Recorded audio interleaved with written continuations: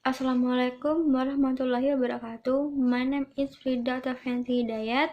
My ID number is T2019 60 and 30. I am TBI1. I want to describe about this assessment.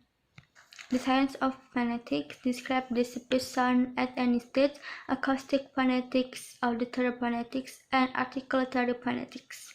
The science of phonetics is the only foundation for a scientific knowledge of English or any other language. The way to that knowledge is study, our observation, and intelligent practice. Three states of speech. First, social speech or external speech. In this state, a child uses speech to control the behavior of others. Second stage, egocentric speech. This is typical the type of speech found in a 3 to 7 years old. And the last third stage, inner speech.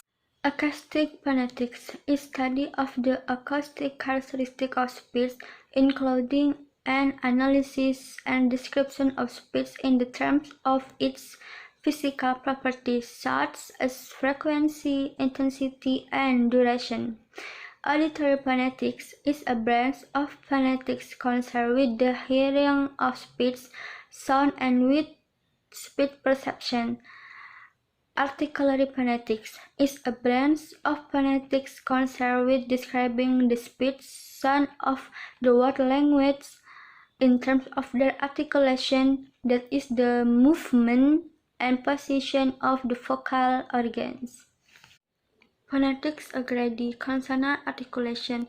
Airflow is modified in the vocal tract by the placement of the tongue and the positioning of the lips. This modification occurs at specific place of articulation. The tongue. The primary articulation organ is the tongue. Place of articulation. First, the labial sound at the beginning of pair. Second, the alveolar sound at the beginning of top. Third, the interdensal sound at the beginning of this. Fourth, the alveolo-palatal sound at the beginning of so. Fifth, the retroflex sound at the beginning of red.